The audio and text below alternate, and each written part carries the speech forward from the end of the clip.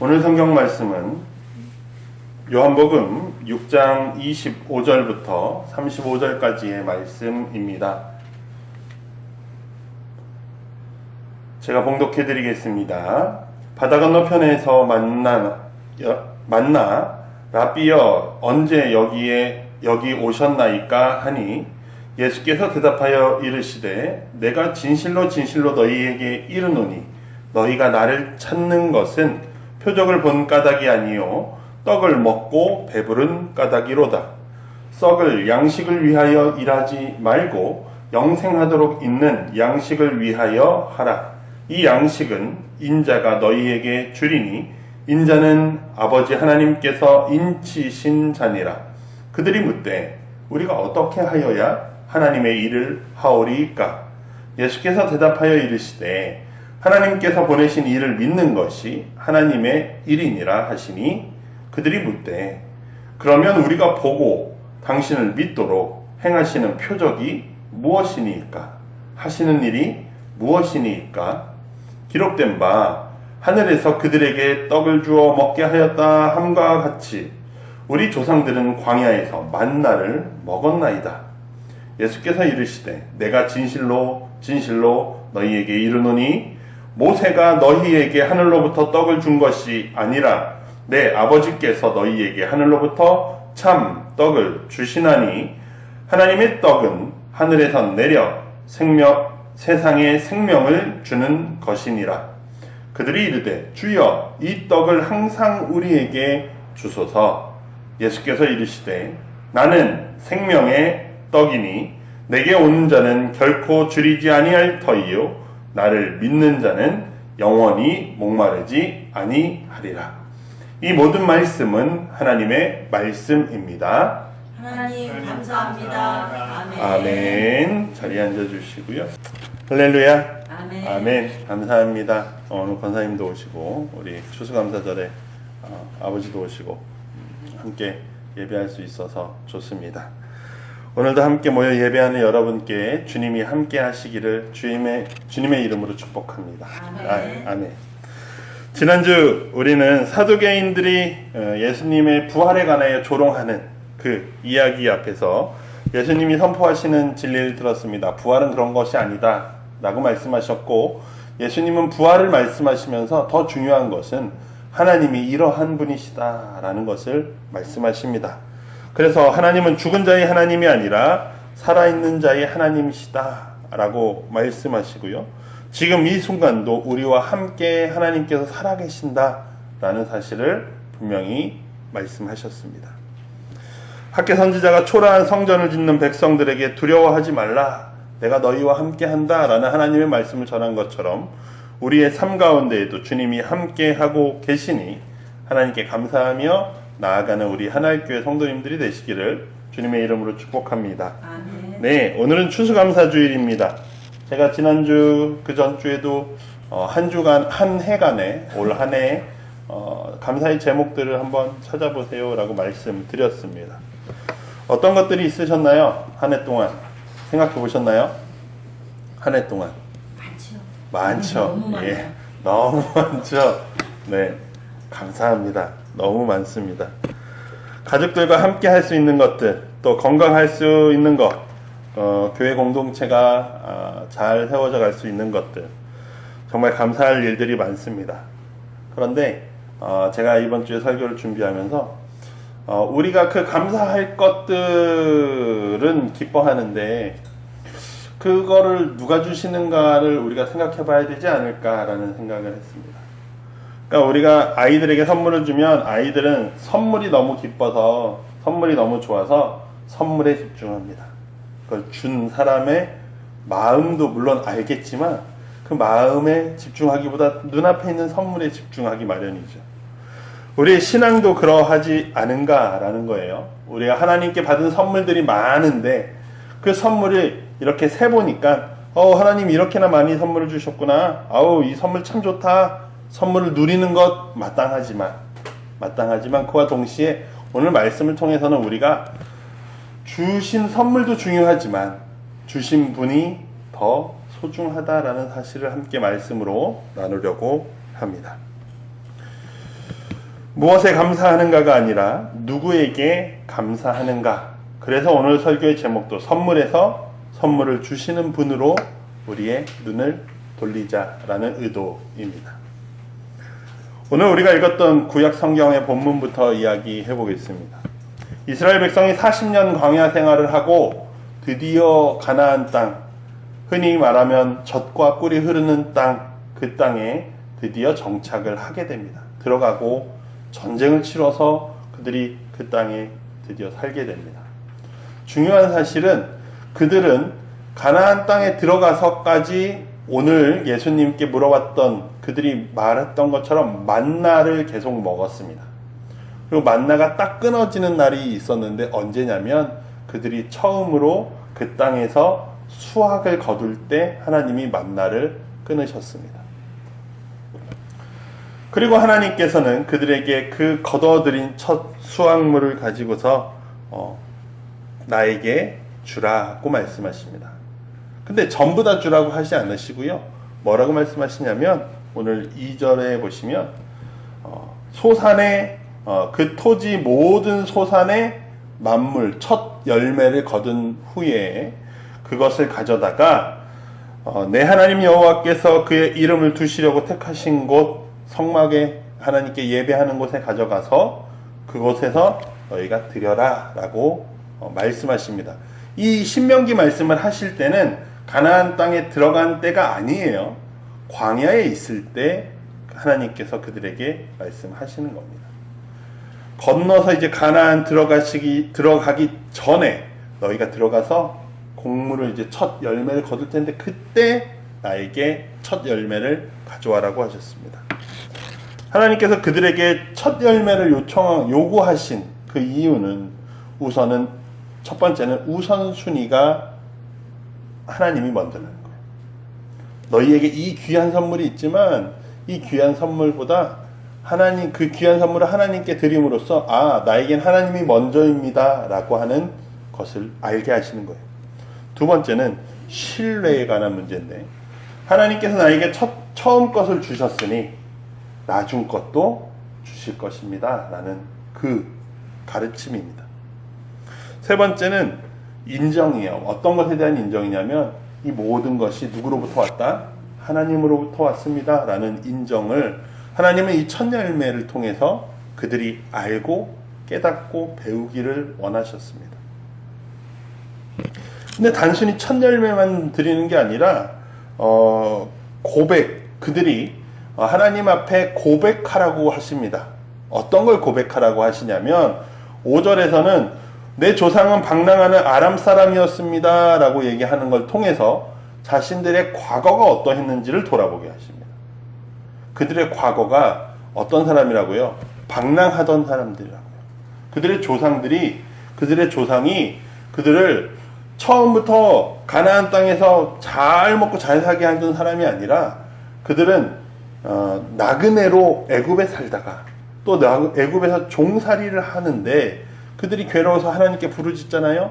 그래서 그 과정이 6절 그리고 7절 부르짖었더니 하나님께서 우리의 고통과 신고와 압제를 보시고 어떻게 하십니까? 이적을 행하십니다. 그래서 우리를 건져 주시고 우리를 어떻게 하셨어요? 이곳으로 인도하셨습니다 라는 그 과정에 대한 이야기를 고백하라고 하십니다. 그러니까 하나님께서 기억하라고 하신 게 너희가 어땠는지 기억하고 그 어땠는지에서 지금에 오기까지의 그 과정 동안 하나님이 어떠한 일을 하셨는지를 분명히 기억하라고 하시는 거예요. 그 고백을 통해서. 그리고 중요한 것은 뭐예요? 지금 우리가 이 땅에 있습니다. 이 땅, 젖과 꿀이 흐르는 땅을 주셨습니다. 지금 나의 상황을 고백하라는 거예요. 과거와 지금에 오기까지 하나님이 행하신 그 과정, 그리고 지금 나에게 주어진 열매를 보며 고백하라는 거예요. 그리고 뭐라고요? 10절에서 마지막에 보시면 그러니 내가 하나님께 이걸 가져왔습니다 라는 거예요. 결론은 여러분 주님께 드립니다. 내가 이 귀한 것을 그래서 주님께 드립니다 라는 거예요. 나의 과거부터 그 과정 동안 그리고 지금 이 열매까지 하나님이 주셨습니다. 그래서 내가 이것을 드립니다 라는 겁니다. 왜 드려요? 내가 잘했거든요. 하나님 나 이만큼 잘했어요. 보실래요? 라고 해서 드리는 게 아니라는 거예요. 하나님 나 이렇게 멋진 거 있어요. 자랑하고 싶어서 가져왔어요가 아니라는 거예요. 하나님께서 방랑하던 우리를 찾으시고 구원하시고 또 이 자리에 세우셨기 때문에 감사합니다. 당신께서 이 모든 것을 하셨습니다라는 고백이 하나님이 너희의 고백이 되어야 한다라고 신명기 말씀을 통해 알려주고 계십니다. 사랑하는 성도 여러분, 그래서 우리가 추수감사절을 맞이하면서 먼저는 우리가 돌아볼 거는 우리의 모든 것들이 어디서 왔는가를 돌아보아야 한다라는 사실입니다. 지금 가진 것들이 어디에서 왔습니까? 나의 능력과 나의 노력 혹은 내가 정말 운이 좋아서 이런 일들이 일어난 겁니까? 아니라는 사실이에요. 이 모든 것이 어디로 왔다고요? 어디서부터 왔다고요? 하나님께로부터 왔다라는 고백이 하나님의 백성들이 해야 할 고백이라는 사실을 오늘 우리는 신명기 말씀을 통해서 알게 됩니다. 죄 가운데에서 어둠 가운데에서 방황하던 우리들을 하나님께서 이 생명의 자리로 예배하는 자리로 부르셨다라는 사실이에요. 그렇기 때문에 우리가 드리는 감사의 기초이자 전부는 주님께서 이 모든 것을 하셨습니다. 내가 지금 여기 있는데요, 주님. 주님께서 모든 걸 하셨습니다. 라는 고백입니다. 이런 마음을 가지고 요한복음 오늘 본문의 말씀으로 가보죠. 요한복음 6장에서 오늘 본문은 오병이어 사건을 배경으로 하고 있습니다. 오병이어 사건이 일어난 이후에 예수님께서 사람들을 피해서 제자들에게 배를 띄워라 건너편으로 가자라고 하셔요. 그래서 이제 배가 흔들리는 경험을 하고 나서 건너편에 와서 보니 예수님을 쫓아온 사람들이 있었습니다. 예수님께서 왜 거기서 건너오려고 하셨냐면 예수님을 붙잡아서 왕으로 삼자라 그랬었거든요. 그 사람들이. 그러니까 예수님이 자리를 피하자고 하셨어요.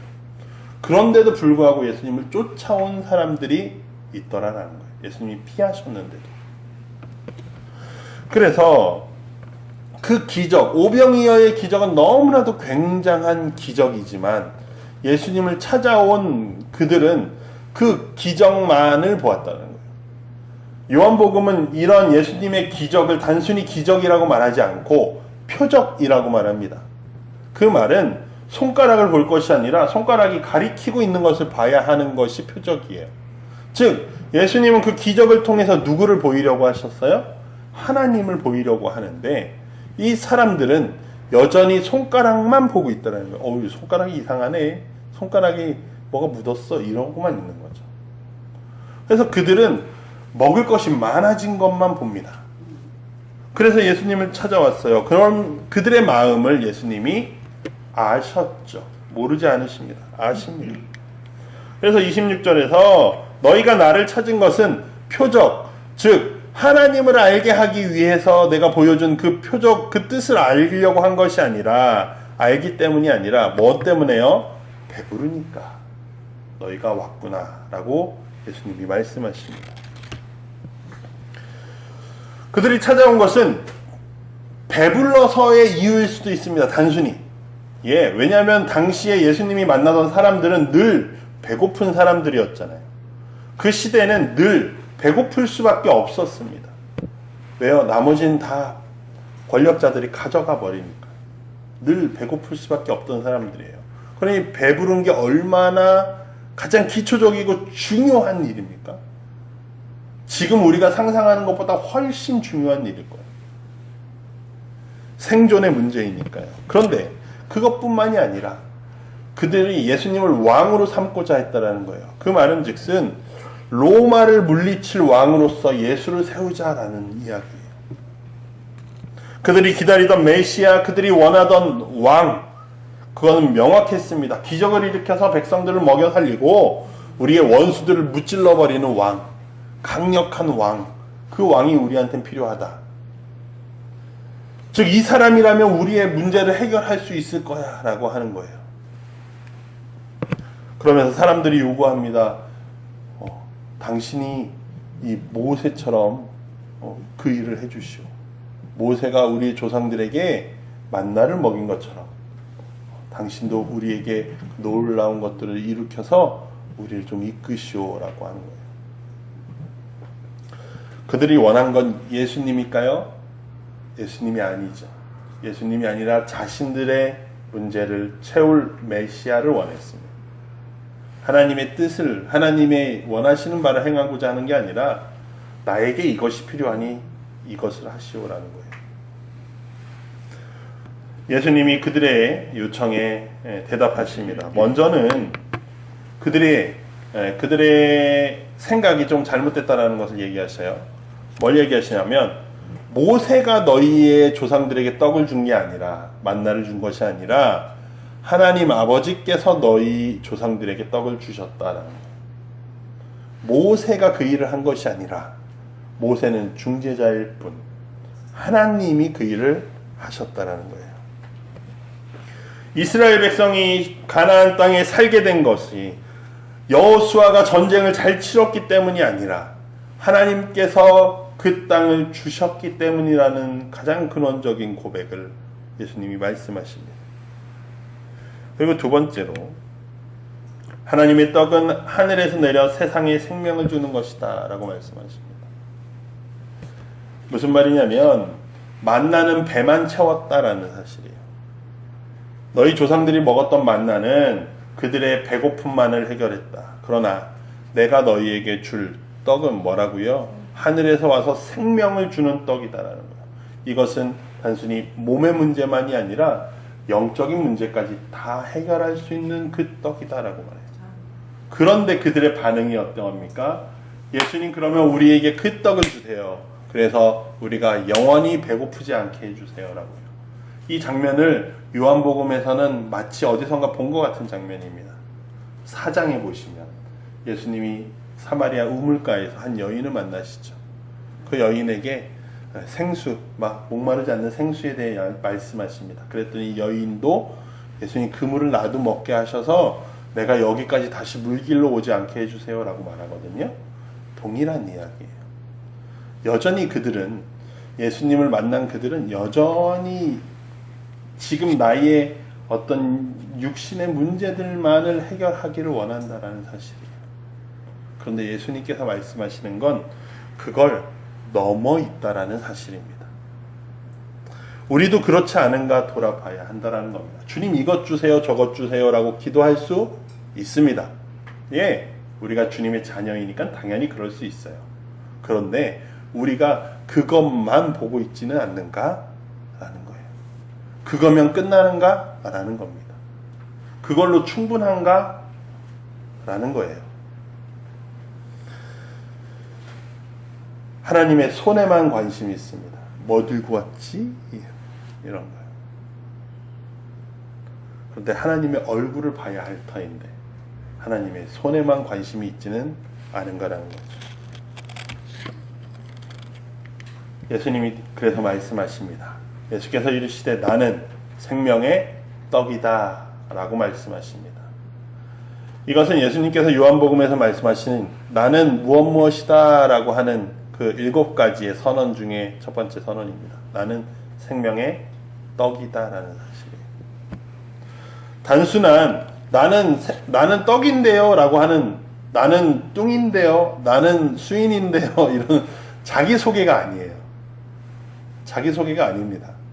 이거는 우리 출애굽기에서 하나님께서 나는 스스로 있는 자다 라고 말씀하신 것, 여호와라고 표현하신 그 표현처럼 하나님이다 라는 선언입니다. 선언. 그러니까 예수 그리스도께서 나는 하나님이다 라고 하는 그 신성적인 표현이에요. 결정적인 전환은 여기서 일어나는 거죠. 사람들은 떡을 먹기 원합니다. 우리에게 떡을 주십시오. 떡이 있으면 다 될 것 같아요. 그런데 예수님께서 말씀하셔요. 뭐라고요? 내가 떡이다라는 거예요. 너희가 달라고 하는 그것 아니 내가 떡이야 라고 말씀하시는 거예요. 우리는 생각해 봐야 합니다. 모세가 준 것과 어떻게 다릅니까? 모세가 준 것은 배만 부르죠. 예수님께서 내가 떡이다 라고 하시면 주신다라는 것은 그들의 영적인 문제까지 다, 전인적인 문제가 다 치료된다는 거예요. 예수님께서는 영혼을 채우십니다. 만나를 먹은 사람들은 결국 죽었습니다. 광야에 있던 사람들은 광야에서 죽었어요. 그러나 예수님의 떡을 먹는 자는 뭐 한다고요? 영원하다, 결코라고 표현되어 있잖아요. 예수님께서 이렇게 말씀하시는 것은 반드시 지켜진다라는 거예요. 그리고 영원히 그들이 산다라는 표현입니다. 그래서 이 세상에 있는 모든 것들이 우리를 실망시키죠. 돈은 있다가도 없고 없다가도 있고요. 사람은 나와 좋기도 하다가 금방 틀어져서 관계가 틀어지기도 합니다. 명예는 어떻습니까? 언제든지 내가 모욕당하는 일이 생기고요. 언젠간 또 잘 될 때도 있습니다. 그런데요, 예수 그리스도께서 말씀하시는 것은, 예수 그리스도, 나는 떡이라고 말씀하신 그분은 영원히 목마르지 않고 영원히 배고프지 않게 하신다는 사실입니다. 즉 예수님으로 충분하다라는 말씀입니다. 다른 것 아니 이걸로 충분하다라는 거예요. 사랑하는 성도 여러분, 우리가 이 말씀을 들을 때 고민해 봐야 합니다. 충분한가 나는 충분하게, 예수님으로 충분하게 여기며 살아가고 있는가 라는 거죠. 그렇다면 우리가 선물에 관심을 갖는 게 아니라 선물을 주신 분에게 관심을 가지며 살아가는 사람들은 어떻게 살아가야 하겠습니까? 우리 오늘 시편 말씀에서 읽은 것처럼 선물을 주시는 분이 누구인지 아는 사람들은 기쁨이 있습니다.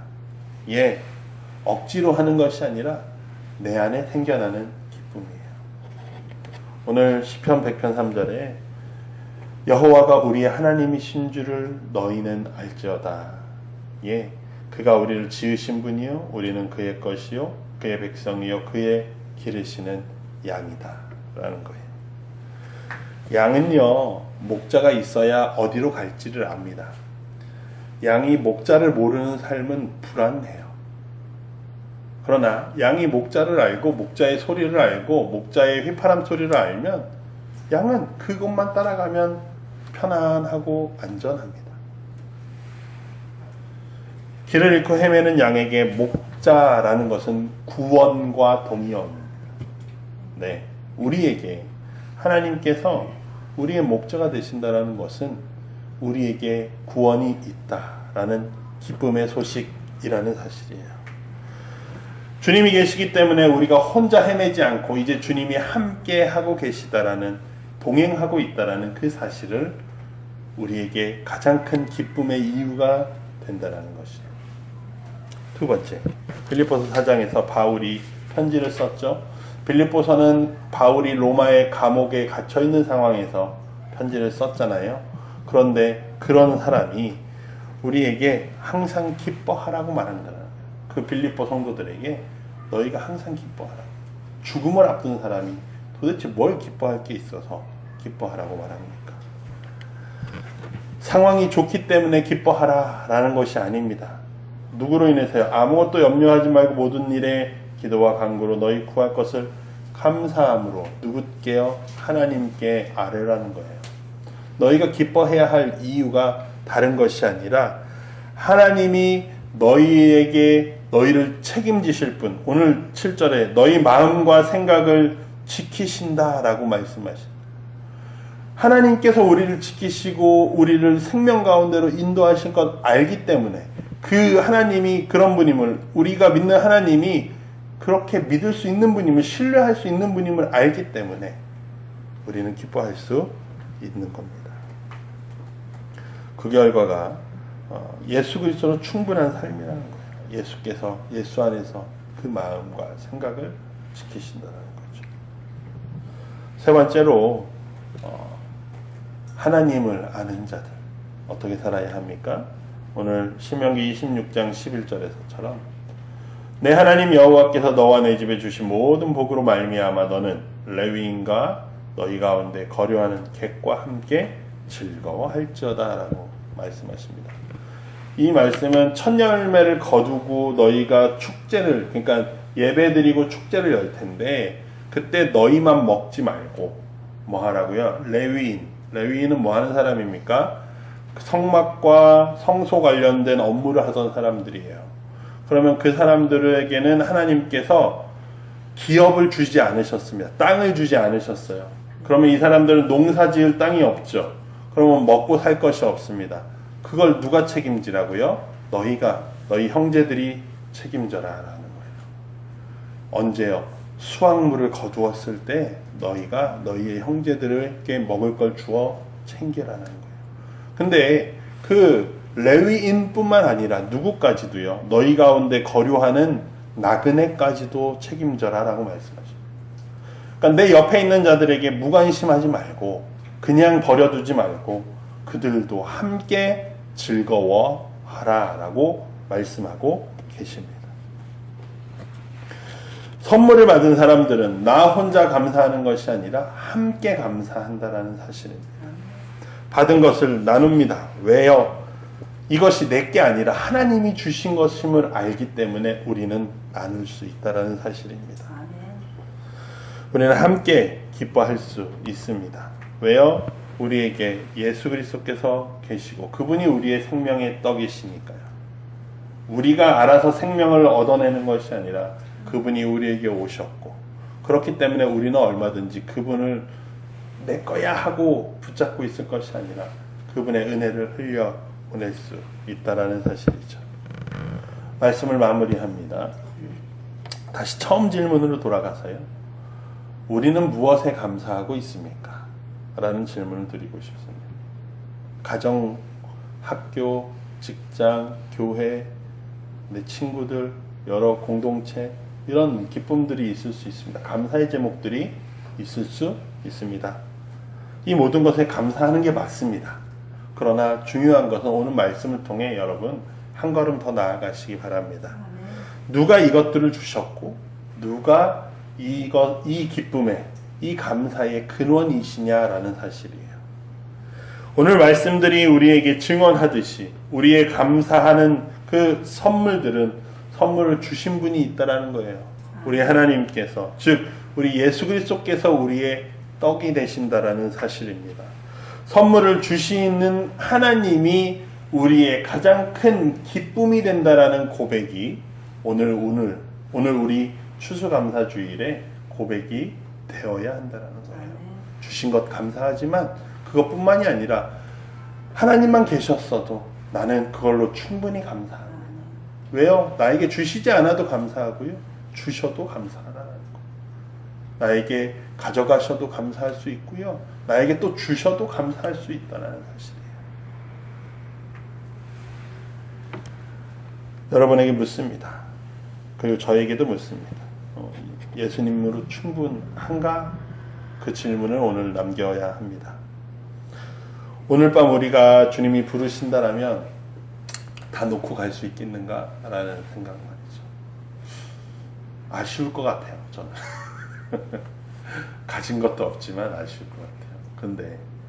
근데 지금 우리에게 주님으로 충분한가에 대한 마음이 늘 있어야 됩니다.